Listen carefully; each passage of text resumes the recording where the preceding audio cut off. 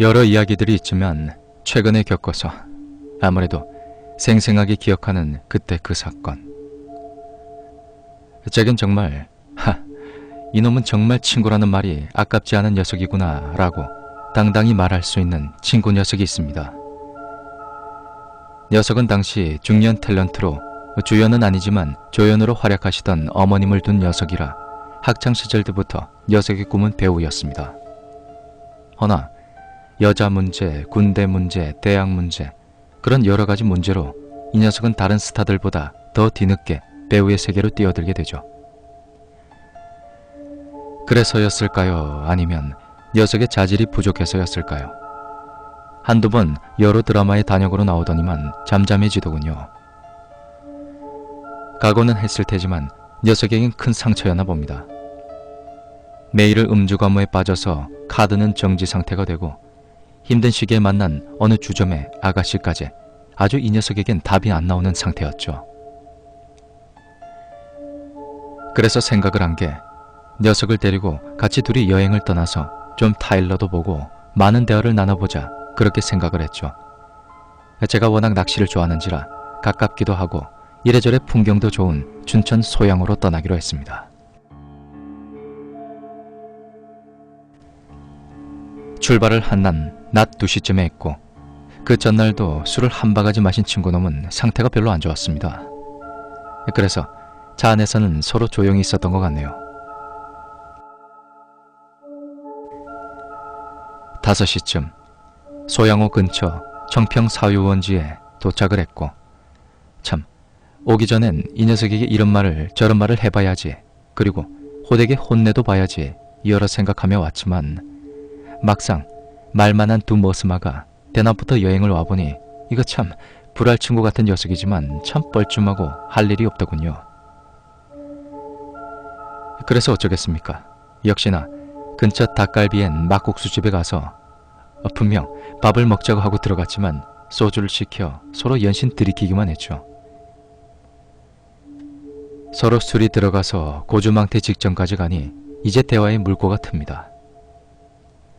불알 친구라 이 녀석에게 난 모르는 게 없다 그리 자부를 했지만 이놈이 참 이래저래 고민이 많은 놈이었고 뒤늦게 뛰어든 연예계에서 입은 상처 또한 심하게 골마 있었죠. 그러게 대낮부터 술을 마시고 보니 6시쯤 됩니다.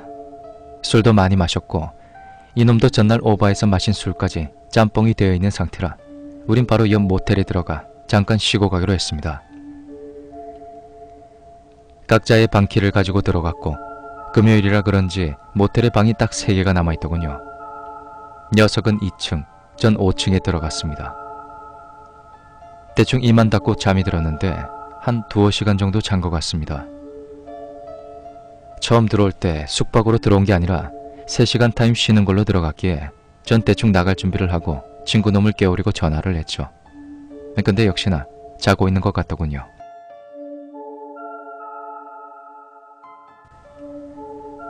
그렇게 준비를 하고 나와서 주인 아주머니께 2층에 있는 녀석 더 쉬어야 할 것 같다고 숙박비를 추가로 계산해 주었고 전 차에 낚시 장비를 챙겨 소양호로 향했습니다.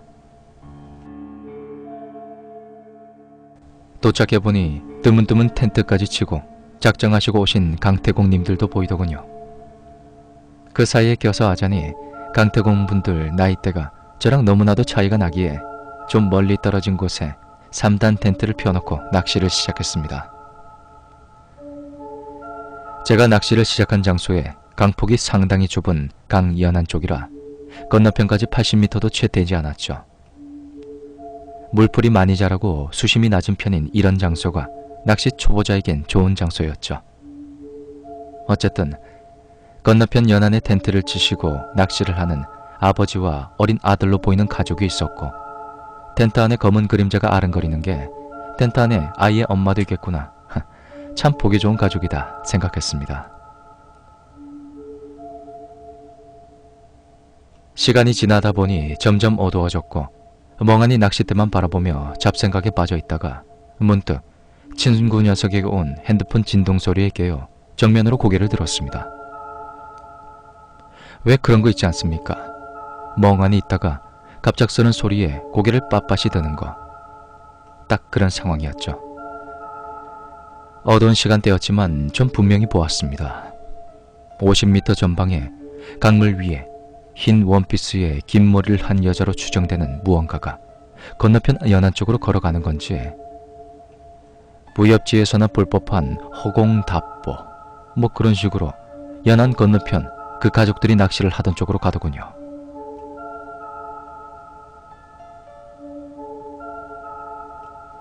순간 누가 내 몸을 뚫고 들어와서 심장을 움켜쥐는 것 같은, 정말 뭐가 뚝 하고 멈춘 듯한 충격이 온몸을 휘감습니다. 정말 너무 놀라면 비명보단 몸의 기능이 멈춰버린 듯한 충격이 옵니다. 그런 큰 충격 받아보신 분들은 공감하실 겁니다. 점점 그 물체가 건너편으로 향했고 아버지와 아들이 여전히 낚시를 하고 있는 쪽으로 가더군요. 분명히 내 쪽보다 저쪽이 더 가까울 텐데, 건너편에 저 사람들이 이 여자를 못 볼 리가 없을 텐데, 그 와중에도 그런 생각이 들더군요.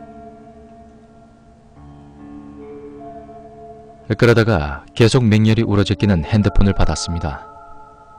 제 시선은 여전히 건너편 쪽으로 움직이고 있는 그 여자를 주시한 채로.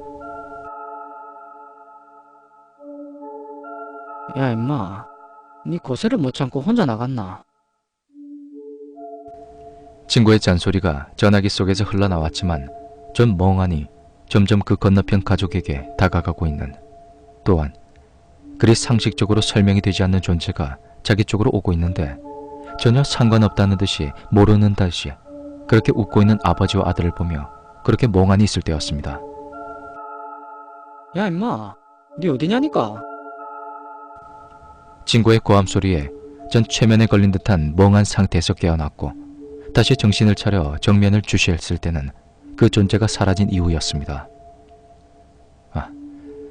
때낮부터 술 마시면 부모 자식도 못 알아본다더니 이젠 물귀신도 보는구나 하며 가방에 있는 후레쉬는 다 꺼내서 주위를 밝혀놨죠.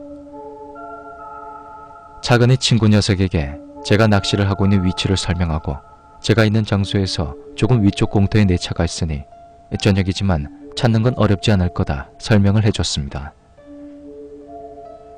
친구를 기다리는 동안 내가 낚시를 하는 건지 마약을 하는 건지 모르는 듯한 그런 멍한 충격 속에서 건너편 가족만 주시한 채로 40분 정도 기다리니까 친구가 뭐 여기까지 들어와서 낚시를 하냐 투덜대며 오더군요. 근데 제 친구를 부르는 것은 제가 엄청난 실수였습니다. 애기 족발에 소주 몇 병 손에 들고 친구 녀석이 도착을 했고 전 내 자신의 무게라도 덜어내려는 듯 미친 듯이 친구 녀석에게 이야기를 했죠. 그 정체불명의 여자, 중력의 법칙을 무시하고 강을 걸어가듯이 지나가던 그 여자에 대해서요. 이 새끼 또 시작이네. 그래, 그 여자 그러면 처녀인 건 확실하디? 응? 역시나 제 불알 친구답게 그동안 저에게 들었던 여러 사건들에 면역이 되어있던 그 친구 녀석은 또 귀신이냐며 농담처럼 받아들였죠. 친구 녀석이 사온 애기 족발 2팩에 소주를 까먹으며 제가 아까 겪은 얘기를 다시 해줬습니다. 역시나 친구 녀석은 이게 다 낯술이라는 무서운 놈 때문이라고 웃으며 떠들지만 녀석도 뜨끔했는지 이래저래 주위를 살피는 게 조금은 겁을 먹었던 모양입니다. 대낮에 닭갈비집에서 소주를 먹으며 얘기할 때랑은 또 다르게 밤에 강가에서 2개의 후레쉬 불빛에 기대어 낚싯대를 찌를 물든 말든 무시하고 우린 또 이야기 산매경에 빠졌습니다. 최근에 친구 녀석이 만나는 주점의 아가씨에 관한 이야기부터 뭐 흔히 진행되는 음담 패설까지, 거기다가 처음 먹어보는 편의점표 애기족발은 너무나도 맛있었죠. 그리 한참 웃고 떠들고 있을 때 갑자기 첨벙거리는 어처구니 없는 일이 일어나 버렸습니다. 술자리 버리면서 몇 번 입질하는 물고기들을 놓치고 웜 루어도 귀찮아서 달지도 않고 낚싯대 받침대에 올려만 놓은 상태였던 그 낚싯대가 쉽게 말해서 미끼도 달지 않고 낚시 바늘만 던진 상태입니다. 근데 그것이 무언가에 끌려서 강물 쪽으로 끌려 들어가는 것이었죠. 너무 놀랬고 순간 큰 마음 먹고 55만 원이나 주고 산 루어 낚싯대라 어찌되었든 낚싯대라도 건져보자. 어차피 상류 연안이고 죽기야 하겠나 싶어서 물에 뛰어들어 아슬아슬하게 낚싯대 손잡이 쪽을 잡을 수가 있었습니다. 야 임마, 니 미쳤나? 빨리 그냥 나온나? 술까지 마신 상태에서 내가 물에 뛰어들어가니 친구도 걱정이 되었는지 악을 고래고래 쓰더군요. 겨우 낚싯대 손잡이 부분을 잡아보니 강물의 수심이 제 가슴까지 오더군요. 그 급박한 순간에도 뭐고? 광물이 이래 깊었나? 왠지 모를 걱정이 들더군요. 그래서 낚싯대를 붙잡고 물 밖으로 나오니 여전히 낚싯줄은 팽팽해진 상태로 물 쪽으로 끌려가고 있습니다. 소양호에 기껏 해봐야 쏘가리나 잉어, 베스 정도인데 대체 어떤 놈이길래 이리도 끌어당기나. 초보 낚시꾼이지만 나름 낚시의 로망에 빠져있던 저지만 덜컥 겁이 나더군요. 아까 보았던 그 여자 생각이 자꾸 나는 게 왠지 그 여자가 물속에서 바늘을 잡고 당기는 거 아닐까, 그런 상상까지 하게 되고 급한 마음에 낚싯줄을 끊어버렸죠. 한바탕 난리 굿을 치고 나니 온 옷은 물에 젖어 물 비린내가 진동을 해서 전 친구 녀석에게 텐트를 잘 지키라고 말을 하고 걸어서 한 400m 정도 떨어진 차를 세우던 장소로 걸어갔죠. 제가 직업상 항상 정장을 차에 여러 벌 보관해 두거든요. 언제든 갈아입을 수 있게. 비린내까지 진동 안 하는 옷을 입고 있을 순 없으니 정장, 와이셔츠랑 바지라도 꺼내 입자는 생각에 전 친구놈을 두고 차가 있는 길가 쪽으로 갔습니다. 다행히도 아무 일 없이 차에 도착해 뒷좌석에 들어가 옷을 갈아입고 있는데 쿵 하는 순간 차 뒤쪽 몸통에 둔탁한 무언가가 들이받는 듯한 소리와 그런 느낌이 들어 놀라서 뒷유리로 차 밖을 봤죠. 그 당시 제 차가 크라이슬러 300C라는 차였습니다. 차 좋아하시는 분들은 아시겠지만 300C 차량의 뒷유리는 상당히 좁습니다. 룸밀러로 뒤에 차 진행 상황을 못 볼 정도로 작아서 거의 백미러와 사제 후방 카메라에 의존해 운전을 해야 하는 차량입니다. 아무리 뒤를 봐도 이 늦은 시간에 이 뜸한 길가에 대체 뭐가 와서 들이받는다는 건가. 온갖 머릿속에 복잡한 생각이 교차되며 일단 차를 너무 아끼는 본능에 충실해 항시 호신용으로 들고 다니던 군용 컴뱃 나이퍼를 들고 내렸습니다. 뒷좌석 문을 열고 조심히 내려 차 뒤쪽에 와보니 텐트에서 기다려야 할 친구놈이 제 차 뒷범퍼에 등을 기대고 앉아 눈은 완전히 풀린 상태로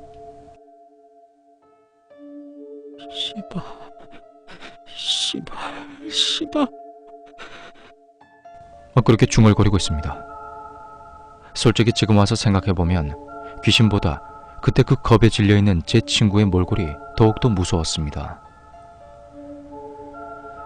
친구 녀석의 양 어깨를 붙잡고 흔들어도 보고 뺨도 때려보고 했지만 어린 시절 과학 시간에 비디오 교재로 자주 보던 개구리같이 친구 녀석이 입에서 흰 거품까지 나오고 있었죠. 그래서 일단 차에 태워 근처 병원이라도 데려가야겠다는 생각에 친구 녀석을 업으려고 들쳐매려고 했지만 말도 안 될 정도로 몸이 무겁습니다. 제가 유도 3단이고 인생의 반을 여러 운동과 함께해서 힘이라면 어디 가서 빠진다 할 놈은 아닌데 정말 이건 말도 안 되게 무겁더군요. 그래서 이럴 때가 아니다, 119에라도 신고해야 한다는 생각에 뒷좌석으로 다시가 핸드폰을 찾았지만 아까 강물에 뛰어들며 이미 핸드폰은 맛이 가버린 상태였습니다. 그래서 문득 생각이 난 게 건너편에 있던 그 가족이 생각이 나서 그 가족에게가 핸드폰을 빌려야겠다는 생각에 상류 위쪽을 돌아 최대한 빨리 뛰어가면 한 1km 정도 되는 거리니 금방 가겠지 하고 출발하려는 찰나에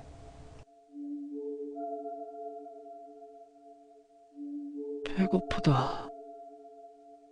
배가 많이 고프다. 친구 녀석이 아깐 중얼중얼거렸지만 이젠 똑바른 말로 배고파.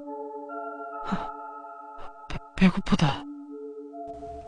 그런 말을 연신 내뱉는 것이었죠. 그냥 술주정이라 생각할 수 있는데 제가 이 소리에 왜 멈췄냐고요. 그 친구의 녀석의 입에서 나온 목소리는 이랬습니다.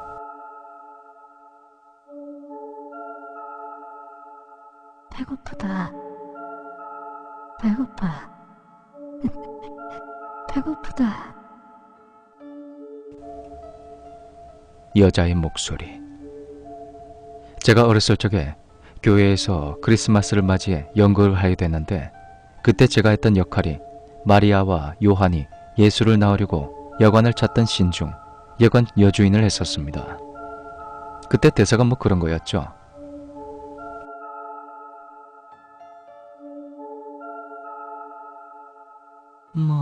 지금은 방은 없고 마구간이라도 있는데 쓰시겠수.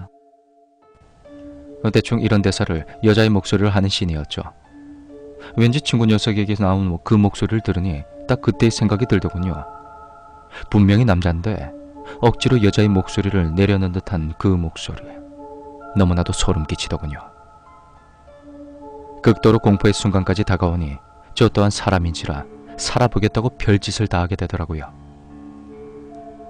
대충 머릿속에서 외우고 있던 천부경에도 그리고 주기도문 기타 등등 별걸 다 소리내어 말했더니 그것 덕분이었을까 흰자위만 간간히 보이던 친구 녀석의 눈이 제대로 돌아오더군요. 그리 한바탕 전쟁을 치르고 나서 정신을 차린 친구가 하는 말은 놀라웠습니다. 물론 첫 말은 이거였죠. 야, 씨발. 빨리 시동 끌어라. 가자, 빨리. 제가 차로 옷을 갈아입기 위해 차로 떠나고 2, 3분쯤 있다가 친구 녀석은 소주도 다 비웠겠다. 혼자 무서운 마음도 들고 해서 나시 가방에 붙어있는 소형 라디오를 틀고 강물과 건너편에 저녁이라 이젠 텐트 불빛과 낚시용 라이트까지 켜놓은 건너편 가족을 보며 담배 한 대 피우고 있었답니다. 오히려 후레쉬와 라이트 불이 약했던 초저녁보단 늦은 저녁에 그 건너편 가족들의 움직임과 상황들이 더 잘 보였다고 하더군요. 계속 지켜보고 있는데 낚싯대 앞에서 계속 앉아있던 아버지로 보이던 사람이 남자아이를 두고 텐트로 들어가더랍니다. 아버지로 보이던 사람이 들어가기 전에 텐트 안엔 검은 사람 그림자가 움직이는 걸 봐서 아이의 엄마 되는 사람이겠구나 했더랍니다. 이젠 당연히 물가에, 그러니까 낚싯대 앞에 어린 남자아이만 움직이고 있었죠. 근데 역시 40m 전방에 웬 흰 옷을 입고 긴 검은 머리만 보이는 형체가 물속에서부터 올라와 건너편으로 종종걸음 비슷하게 가더랍니다. 왜 일본 여자 발걸음이 있죠? 너무 놀라서 친구 역시 전에 겪은 저처럼 굳어있는데 건너편 아이 쪽으로 가려는 것 같아 괜한 용기가 생기더랍니다. 그래서 아이에게 크게 고함을 치며 들어가라는 손짓을 했다고 합니다. 그랬더니 그 물체가 갑자기 멈추고 그 방향을 친구 쪽으로 돌리더랍니다. 방향을 돌렸지만 그 여자의 얼굴은 머리카락에 다 가렸고 너무 하얀 얼굴에 달빛에 의한 역광 때문이기도 했지만 정면의 모습은 확실히 보이지 않았다고 하더군요. 그리고 자기 쪽으로 빠른 속도로 오는 것을 보며 정신을 잃었고 그 이후로 기억이 나지 않는다고 합니다. 그 이야기를 들은 저는 일단 도망가는 건 둘째치고 낚싯대는 챙겨가야 한다는 신념에 친구놈을 억지로 끌고 다시 그 장소로 갔죠. 가는 동안 친구 녀석은 담배를 하나 피고 또 피고 또 피고 계속 줄담배를 손을 부들부들 떨어가면서 피웠고 저 또한 불안한 마음에 줄담배를 피면서 갔습니다. 도착해보니 그 여자 귀신은 없지만 또다시 알 수 없는 공포가 밀려오더군요. 그래서 텐트는 버리고 낚싯대랑 가방만 재빠르게 챙겨 친구랑 차 쪽으로 뛰어갔죠. 그리고 바로 시동을 걸고 낮에 닭갈비를 먹은 유원지 쪽으로 다시 왔습니다. 마음 같아선 서울까지 바로 가고 싶지만 정신적인 충격도 있었고 음주 상태이기도 했기에 근처 모텔에서 좀 쉬고 가기로 했죠. 다행히 방이 하나 남은 게 있어 같이 뜬 눈으로 밤을 지새웠습니다. 아침에 일어나 보니 친구나 저나 침대맡에 기대어 잠깐 잠이 들었더군요. 그렇게 서로 아무 말 없이 씻고 모텔 주차장으로 나와 차 쪽으로 걸어가는데 모텔 건너편 편의점에 어제 그 강 건너편에 있던 아버지와 아이가 보이더군요. 그 아버지란 사람도 우리와 눈이 마주치니 뚫어지게 쳐다보고 저희도 같이 쳐다만 봤습니다. 그렇게 서로만 응시하다가 아저씨가 먼저 아이의 손을 잡고 저희 쪽으로 오시더니 말을 거십니다. 학생들. 어제 건너편에 있던 학생들 맞지? 텐트 두고 갔더라고. 후레쉬랑 루어 가방도 그대로 있던데. 아저씨, 저희가 어제 술을 과하게 해서 잠깐 쉬었다가 다시 가지러 가려던 참이었습니다. 거기 근처 마을 노인네들이 뭣도 모르고 그냥 가져가 버릴 수 있으니까 빨리 가서 챙겨. 네 아저씨 감사합니다.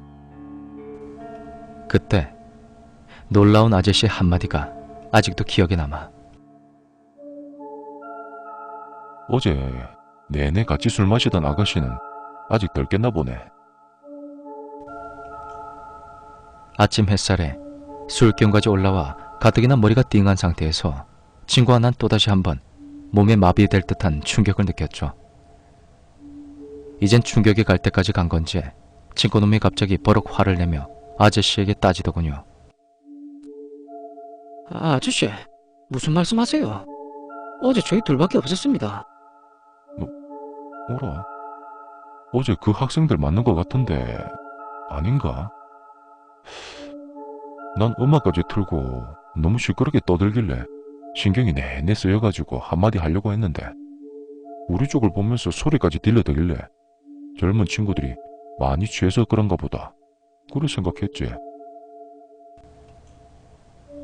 더 이상 따지고 말고 하자니 우리만 미친놈 되는 것 같고 말 온 김에 전 차를 타고 다시 어제 그 장소로 갔습니다. 어차피 화난 아침이고 나와봤자 뭐가 더 나오겠냐는 마음이었고 또 충격이 연달아 오다 보니 친구나 나에겐 이젠 공포보다는 객기가 생기더군요.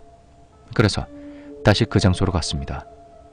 그때 친구랑 저는 다시 한번 놀랐습니다. 왜냐면 애기 족발을 먹으며 테이블로 쓰려고 했던 텐트에 그 딸려오는 조그마한 판때기 위에 종이컵이 3개가 있는 것입니다. 에이씨, 아니다. 우리가 취해서 잔을 떨어뜨렸거나 그래서 뭐 하나 더 꺼내서 썼나 보지.